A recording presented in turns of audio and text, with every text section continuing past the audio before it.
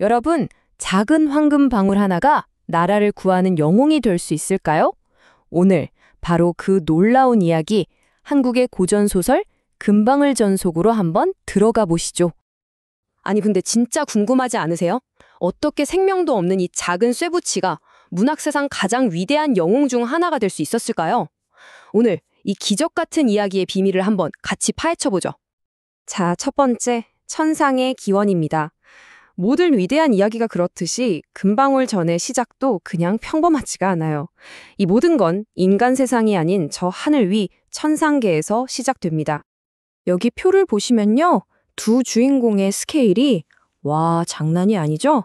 한 명은 동해용왕의 아들, 또 한 명은 남해용왕의 딸이에요. 이미 하늘에서부터 부부로 정해진 운명이었던 거죠. 이게 바로 땅에서 펼쳐질 엄청난 모험의 시작이었습니다. 근데 이 둘, 하늘의 자손답게 태어나는 것부터가 남달랐어요. 아주 기이하고 신비롭게 태어나는데요. 이게 바로 고전 영웅 소설의 특징이죠. 난 평범하지 않아. 이걸 처음부터 딱 보여주는 겁니다. 특히 금방울의 탄생이 정말 독특한데요. 이걸 난생설화라고 해요. 말 그대로 사물에서 태어난다는 거죠. 보통은 알에서 태어났는데 여기서는 인간 어머니 몸에서 사람이 아니라 반짝이는 황금방울이 나온 거예요. 어머니 막씨가 얼마나 놀랐을까요? 상상만 해도 아찔하네요. 자, 두 번째, 두 영웅의 지상 실현입니다. 이렇게 특별하게 태어났지만 영웅의 길이 꼭 길일 리가 없죠. 이제부터 두 주인공 앞에 상상도 못할 시련들이 닥쳐옵니다. 이 표를 보면 진짜 마음이 아픈데요. 해룡은 계모한테, 금방울은 심지어 자기를 낳아준 친어머니한테 버림을 받아요. 가장 사랑받아야 할 사람들에게 가장 큰 상처를 받은 거죠. 근데 참 아이러니하게도 바로 이 고통이 두 사람을 더 강한 영웅으로 만들어주는 계기가 됩니다. 하지만 운명이 이 둘을 그냥 내버려 둘 리가 없죠. 이 모든 시련은 사실 두 사람을 만나게 하기 위한 큰 그림이었던 거예요. 자, 해룡의 고통이 정말 극에 달했을 때 드디어 금방울이 움직이기 시작합니다. 세 번째, 방울의 비밀스러운 힘. 바로 이 부분부터가 정말 흥미진진해집니다. 아니, 그저 작고 동그란 방울일 뿐인데 어떻게 해룡을 지키는 수호천사가 되는지 그 엄청난 활약을 한번 보시죠. 계모의 악행이 점점 더 심해질수록 해룡 주변에서 이상한 일들이 막 일어나기 시작해요. 거의 죽을 뻔한 순간마다 보이지 않는 어떤 힘이 나타나서 그를 구해주는 거죠. 문학에서는 이런 신비로운 사건들을 전기성이라고 하는데요. 요즘 말로 하면 판타지 요소 같은 거예요. 바로 이 전기성, 이 초자연적인 힘이 금방울전의 이야기를 쭉 이끌어가는 핵심 동력이라고 할 수 있습니다. 와, 근데 금방울의 능력이요? 이건 진짜 상상을 초월해요.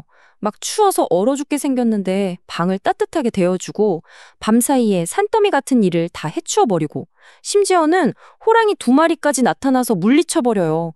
그 작은 방울이 말이죠. 그러고는 1시간도 안 돼서 그 넓은 밭을 다 갈아엎기까지 합니다. 이게 말이 되나요? 정말 대단하죠? 이런 상황에서도 해룡은 사람 목숨은 하늘에 달렸다고 말해요. 죽음 앞에서도 정말 초연하죠? 이게 바로 시련에 꺾이지 않는 영웅의 기계, 그런 걸 보여주는 아주 인상적인 대사입니다. 네 번째, 요괴와의 결전. 자, 이제 이야기가 드디어 클라이맥스로 치닫습니다.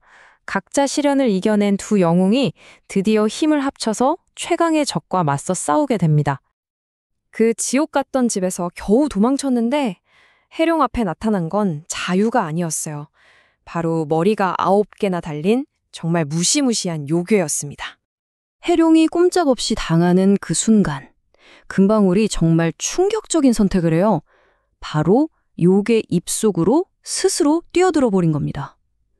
이게 뭐냐면 안에서부터 공격해서 무너뜨리려는 정말 대담한 작전이었던 거죠.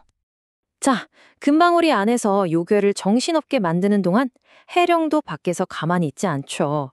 용감하게 요괴의 소굴로 쳐들어가서 납치됐던 금선공주를 만나고 공주가 준 신비한 칼로 약해진 요괴를 물리칩니다. 와, 정말 완벽한 팀플레이 아니었나요? 이렇게 세상을 구한 대가로 계모한테 구박받던 고아 소년 해룡은요, 마침내 황제의 사위, 즉 부마가 됩니다. 완전히 인생 역전이죠. 그 기나긴 고생이 드디어 빛을 발하는 순간입니다. 5번째, 방울에서 신부로. 자, 이제 모든 시련이 끝나고 이야기의 마지막 장입니다. 길고 긴 터널을 지나온 두 영웅이 마침내 운명을 완성하는 그 감동적인 결말을 함께 보시죠. 금방울의 마지막 기적을 보려면 변신 모티프라는 걸 알면 더 재미있어요. 이게 뭐냐면 마치 애벌레가 화려한 나비가 되는 것처럼 주인공이 모든 시련을 이겨내고 나서 마침내 진짜 모습으로 짠! 하고 변신하는 그런 극적인 장치예요. 그리고 바로 그 순간이 찾아옵니다. 무려 16년이라는 긴 시간이 흐른 뒤에 금방울이 그 단단한 껍질을 깨고 나와요. 그리고 세상에서 가장 아름다운 여인으로 변신합니다. 아, 정말 이 소설에서 가장 감동적인 장면이 아닐까 싶어요.